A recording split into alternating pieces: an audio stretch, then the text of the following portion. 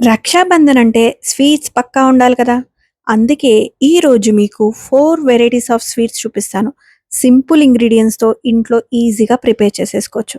కానీ last sweet అయితే అసలు చాలా బాగుంటుంది. సో, వీడియో ఎక్కడ స్కిప్ చేయకుండా మొత్తం చూసేయండి. ఇప్పుడు ఫస్ట్ రెసిపీ వచ్చేసి ఇక్కడ గీవర్ చూపిస్తాను. దీంట్లో ఒక కప్పు షుగర్ తీసుకోండి ఇట్లా. ఒక గిన్నెలోకి యాడ్ చేసేసుకొని దాంట్లో half cup of water add చేసుకుంటున్నాను ఇక్కడ. అది అంతా కూడా షుగర్ మెల్ట్ అయ్యి ఇలా షుగర్ మొత్తం కూడా మెల్ట్ చేసేసుకోవాలి. షుగర్ మెల్ట్ చేసేసుకొని ఒక 1 స్ట్రింగ్ కన్సిస్టెన్సీ లాగా ఇట్లా చాలా లేత పాకం అంటారు కదా! అది వచ్చాక ఆఫ్ చేసేసుకొని దీంట్లో కొంచెం ఇలాచీ పౌడర్ యాడ్ చేసుకొని ఇదంతా ఒకసారి ఇలా కలిపేసేసుకొని దీన్ని పక్కకు పెట్టేసుకోండి. ఇప్పుడు ఒక కప్ ఆఫ్ మిల్క్ తీసుకున్నాను. ఒక కడాయిలో తీసుకొని దీంట్లో మిల్క్ పౌడర్ ఉంటుంది కదా! అది ఒక హాఫ్ కప్ తీసుకొని ఇదంతా కూడా ఒకసారి మిక్స్ చేసేసుకోవాలి. ఇలా మిక్స్ చేసుకున్న దాన్ని ఒక 5-10 మినిట్స్ వరకి బాయిల్ చేయాలి. ఇలా బాయిల్ చేయడం వల్ల మనకి మంచి థిక్ క్రీమీ పేస్ట్ లాగా వస్తుంది. చూసారు కదా! ఇది ఎడ్జెస్ అంతా కూడా అతుక్కుంటుంది. దాన్ని మొత్తం కూడా తీసేసుకుంటూ ఒక 2 tea spoons of sugar add చేస్తున్నాను దీంట్లో. ఇదంతా కూడా మధ్యలోకి ఒకసారి కలిపేసేసుకోండి. ఇలా కలిపేసుకున్న వాటిని మనము పక్కకు పెట్టేసుకోవాలనమాట. కొంచెం చల్లగయ్యాక అది ఇంకా గట్టి పడుతుంది. ఇప్పుడు ఒక 4 టేబుల్ స్పూన్స్ ఆఫ్ ఘీ తీసుకున్నాను నేనిక్కడ.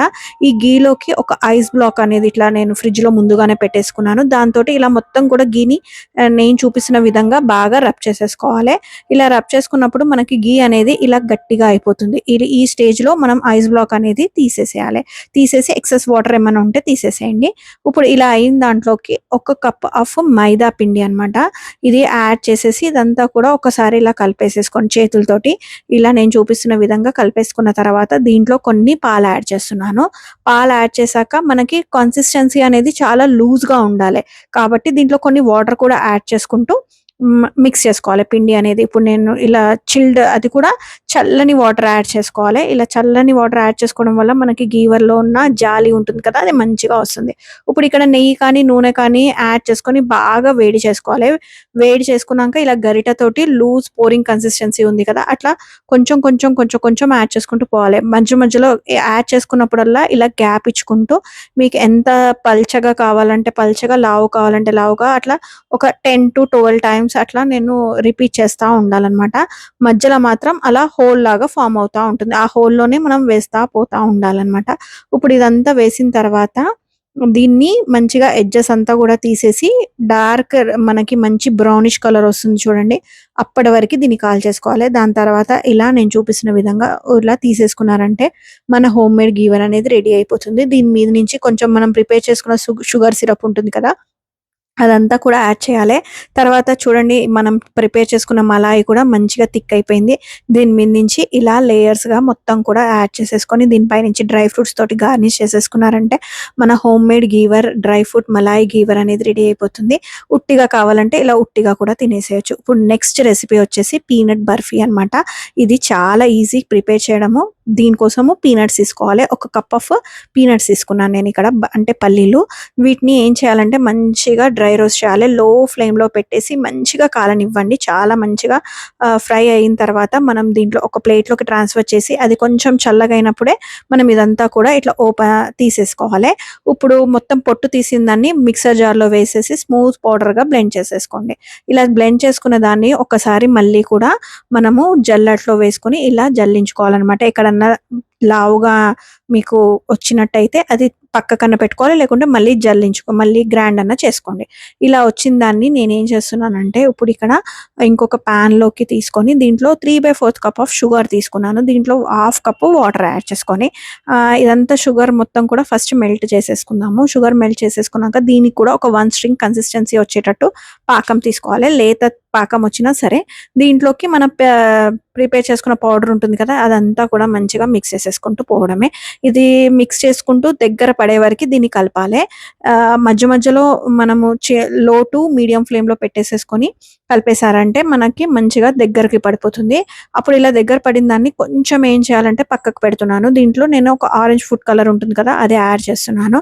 ఇక్కడ మనకి 2 డిఫరెంట్ వెరైటీస్‌గా రావడాని కోసం నేను ఫుడ్ కలర్ అనేది యాడ్ చేస్తున్నాను. ప్లెయిన్‌గా వైట్‌గా ఉంటే అంత ఇష్టపడరు కాబట్టి. సో, ఇలా మొత్తం కూడా నాన్ స్టిక్కీ లాగా అయిపోవాలి. అండ్ ఇప్పుడు ప్లెయిన్‌లో ఉన్న దాంట్లోకి కొంచెం కాష్యూ నట్స్, ఆల్మండ్స్ ఇంకా మీకు పిస్తా కావాలంటే పిస్తా, ఎనీ డ్రై ఫ్రూట్స్ కావాలంటే ఆ డ్రై ఫ్రూట్స్ ఇట్లా యాడ్ చేసేసుకోండి. ఇలా మొత్తం కూడా కలిపేసేసుకున్నాక ఒక బటర్ పేపర్ తీసుకోవాలి. దీని మీద కూడా కొంచెం ఘీ అనేది అప్లై చేస్తున్నాను. ఘీ అప్లై చేసేసి మనం ప్రిపేర్ చేసుకున్న ఇది ఉంటుంది కదా, ఫస్ట్ డ్రై ఫ్రూట్స్‌ది ఇదంతా కూడా ఇట్లా నేను చూపిస్తున్న విధంగా పే పెట్టేసుకొని దీన్ని మొత్తం కూడా వ్రాప్ చేసేసుకొని ఫ్రిడ్జ్‌లో పెట్టేసుకోండి. ఒక 20 మినిట్స్ వరకే అది అప్పుడు గట్టిగా అయిపోతుంది. ఇంకొక బటర్ పేపర్‌లో నేనేం చేస్తున్నాను ఇప్పుడు కలర్ ఏసి ఉంటాం కదా, అది కూడా సేమ్ ఇలాగే స్ప్రెడ్ చేసేసుకోవాలి. మొత్తం కూడా స్ప్రెడ్ చేసేసుకొని ఇలా చల్లగా అయితే అది కొంచెం గట్టిగా అవుతుంటుందనమాట. ఇలా చేసిన దాన్ని కూడా మనము ప్రిపేర్ చేసుకున్న పీనట్‌ది డ్రై ఫ్రూట్‌ది ఉంది కదా, అది పెట్టేసుకొని దీన్ని ఇలా నేను చూపిస్తున్న విధంగా క్లోజ్ చేసేసుకోండి. ఇలా క్లోజ్ చేసుకున్న దాన్ని కొంచెం సేపు మళ్ళీ ఫ్రిడ్జ్‌లో పెట్టేసుకున్నారంటే కట్ చేసేటప్పుడు చాలా ఈజీగా ఉంటుంది. నేనేం చేశానంటే బటర్ పేపర్ తోటే ఇలా ఫోల్డ్ చేసి ఒక 20 మినిట్స్ పాటు ఫ్రిడ్జ్‌లో పెట్టేసాను. ఫ్రిడ్జ్‌లో పెట్టేస్తే ఏమైతదంటే మనకి బటర్ పేపర్‌కి అంటుకోకుండా ఈజీగా వచ్చేస్తుందనమాట. ఇప్పుడు దీని మీద నుంచి కావాలంటే సన్నగా కట్ చేసుకున్న పిస్తా పలుకులే గానీ, లేకుంటే ఇంకా పేపర్ సిల్వర్ ఫాయిల్ ఉంటుంది కదా, అది కూడా యాడ్ చేసేసుకోవచ్చు. చూసారు కదా, మంచిగా కట్ అయిపోతాయన్నమాట. మన బర్ఫీ, పీనట్ బర్ఫీ అనేటివి మంచిగా టేస్టీగా రెడీ అయిపోతది. టేస్ట్ కూడా చాలా చాలా బాగుంటుంది. ఒక్కసారి ట్రై చేయండి. ఇప్పుడు నెక్స్ట్ రెసిపీ వచ్చేసి మనం కాజు కత్లీ చూపిస్తాను. దీనికోసము కాజు కావాలి. ఒక కప్ ఆఫ్ కాజు తీసుకున్నాను. అన్నీ కూడా ఇలా ఓపెన్ చేసేసుకున్నాను అనమాట. కంపల్సరీ ఓపెన్ చేసేసుకొని ఏమన్నా ఇట్లా పైన కాజు పైన ఉన్నయన్నీ కూడా తీసేసేసుకోవాలి. ఇట్లా బ్లాక్‌గా కొన్ని ఉంటాయి కదా కాజు, వాటి మీదవి. అవి తీసేసుకున్న తర్వాత దీన్ని ఒక్కసారి బ్లెండర్ జార్‌లోకి వేసుకొని ఫైన్ పౌడర్‌గా చేసుకోవాలి. ఎంత ఫైన్ పౌడర్‌గా యాడ్ చేసుకుంటే మన కాజు కత్లీ అనేది చాలా టేస్ట్‌గా వస్తుందనమాట. ఒక్కసారి దీన్నంతా గూడా మన ఆహ్, ఏమంటారు, మనం సేవ్ చేసుకునేది ఉంటుంది కదా, అంటే జల్లెడ పట్టుకునేది. ఆ జల్లెడలో పెట్టేసుకొని మొత్తం కూడా ఇలా నేను చూపిస్తున్న విధంగా అనుకోవాలి. మిగిలినది అంతా గూడా ఏం చేయాలంటే మళ్ళీ పౌడర్ చేసేసుకోండి. మళ్ళీ బ్లెండర్‌లో యాడ్ చేసేసి చాలా గట్టిగా చేయకండి. చేశారంటే దాంట్లో నుంచి ఆయిల్ రిలీజ్ అయితుంది. సో, ఇలా చేసేసుకుంటే సరిపోతుంది. మొత్తం కూడా తీసేసుకొని దీన్ని కూడా కొంచెం పక్కకు పెట్టేసేసుకోవాలి. ఇప్పుడు ఇదంతా కూడా ఇట్లా కనిపిస్తున్నప్పుడు ఫైన్ పౌడర్‌గా కనిపిస్తుందనమాట. ఇప్పుడు మన పాన్‌లోకి షుగర్ ఒక 1/4 కప్ ఆఫ్ షుగర్ తీసుకున్నాను. ఒక కప్‌కి 1/4 కప్ షుగర్ తీసుకుంటున్నాను. కాజు కత్లీ అనేది కొంచెం మనకి చాలా తక్కువ షుగర్ ఉంటుంది కాబట్టి దీంట్లో కొన్ని వాటర్ యాడ్ చేసేసుకొని షుగర్ మెల్ట్ చేసేసుకోవాలి. సేమ్ ఇదే ప్రాసెస్ మనం పీనట్స్‌కి ఎలా అయితే చేసుకున్నామో సేమ్ ఇదే. ఇప్పుడు ఒక ఒక స్టిక్కీ కన్సిస్టెన్సీ వచ్చే వరకి, అంటే ఒక జస్ట్ 1 తీగ పాకంలాగా అనుకోండి. స్టిక్కీ కన్సిస్టెన్సీ వచ్చినప్పటికి ఇది మనము కాజు పౌడర్ ఉంటుంది కదా, ఇదంతా కూడా దీంట్లో యాడ్ చేసేసుకొని కలిపేసేసుకోవాలి. కలిపేసుకొని ఒక 2-3 మినిట్స్ వరకి దీన్ని బాయిల్ చేసేసుకోండి. ఒక 5 మినిట్స్ వరకి బాయిల్ చేసుకున్నారంటే మనకి గట్టి పడుతుందనమాట షుగర్ అనేది. సో, పాన్‌లో నుంచి ఈజీగా ఇట్లా మీకు తెలిసిపోతుంది. ఆ టైంలో కొంచెం ఘీ యాడ్ చేసుకోవాలనమాట.